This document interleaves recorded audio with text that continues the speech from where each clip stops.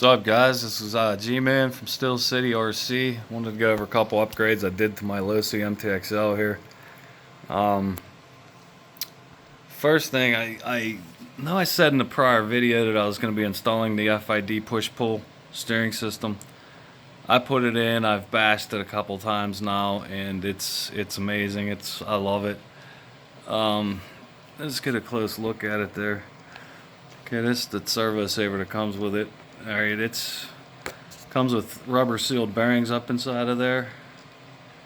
Okay, and then all I did is just put some, used IRP links right there, and on the bottom one, give you an idea.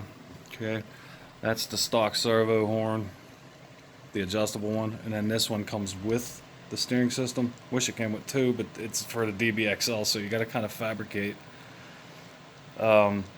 But I just had some nuts and bolts laying around. As you can see, I nut and bolted this. Each one of them has a nut and bolt. I got good clearance under there. Doesn't hit. Okay, and then I use like a flat top type one, button top, whatever you want to call it there, so it gets clearance underneath it here. And then the nut doesn't hit, because I have a nut on the bottom part there too. Hard to see from this angle, but made sure I nut and bolted everything, Loctited everything, and got it adjusted up pretty good. This is the stock MTXL steering link. This kit comes with steering links, but they're for the DBXL, so they're way too short. Okay, so then the stock pivot ball is too small to fit in there tight. I ended up having to use, that spacer right there, two of them, one on each side. As you can see there, that took up the slack. There's no play in there at all, other than whatever plays in that pivot ball. But it seems like it's working really well. Let me go ahead and show you how this is functioning. Get my radio.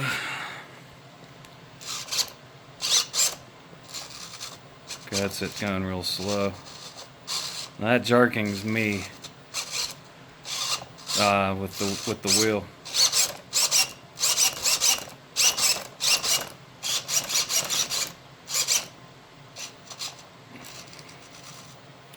So we got all sorts of clearance under there. And then you just set your endpoints and you're good to go.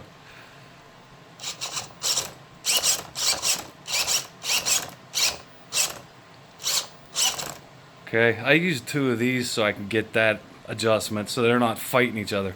Notice they're not binding, you're not hearing like a buzzing noise.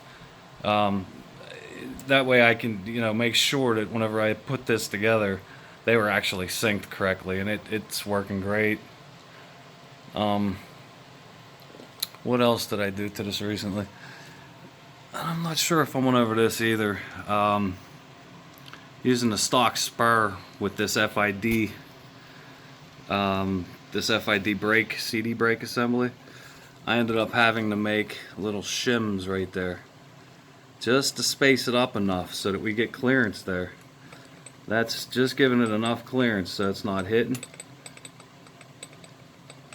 I just made a little aluminum shim, man. All I did is just basically used a drill and a Dremel cutoff and just made that, and made that.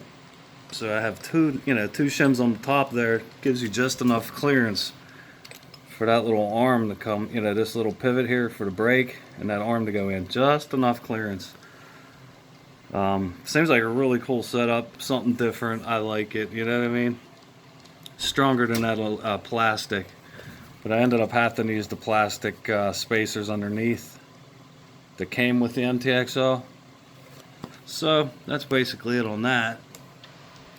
It's pretty simple. Let me look at it from this angle.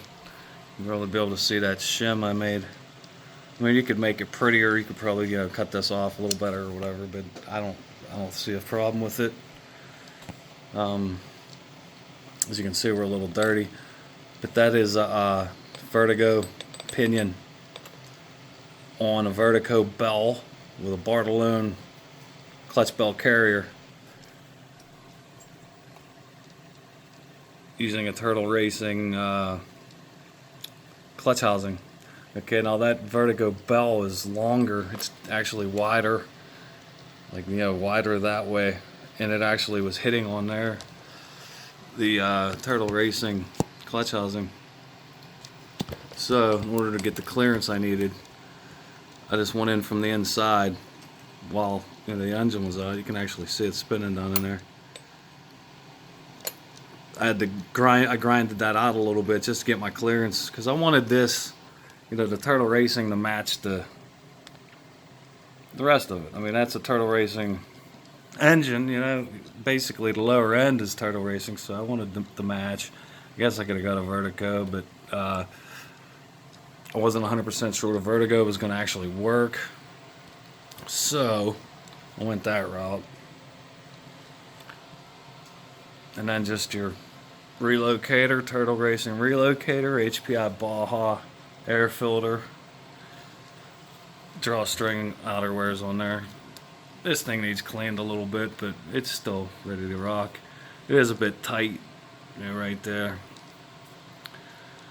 But that's pretty much it, guys. You guys have seen pretty much everything else I've done to this. The you know, FID products, aside from the steering assembly there. So next step, I'm debating. I have DJI 1-inch extenders I'm putting on here. I'm debating whether I want to use 1-inch or 2-inch, because I've been trying these Proline Trencher tires on there, the 4.3.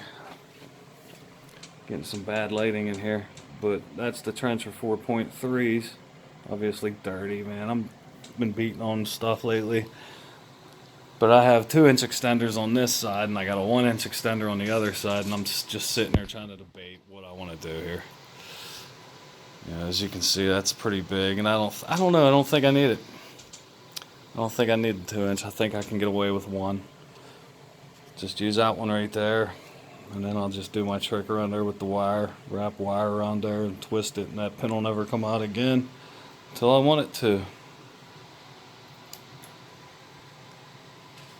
So any questions or whatever, suggestions, please leave it in the comments, man. Please like and subscribe. Thanks. There's the old mat pipe I just put on. So I'm trying to get it ready for this weekend. Hopefully it's dry enough to get her out. And there's a better view of the tire. So we're looking at 4.57 inches wide by 8.6 inches tall. So it's a pretty big tire, but it's not nowhere near as wide as the stock one. In fact, it's, let me see here. I got a stock one right there. We'll put it, give you an idea of the width difference.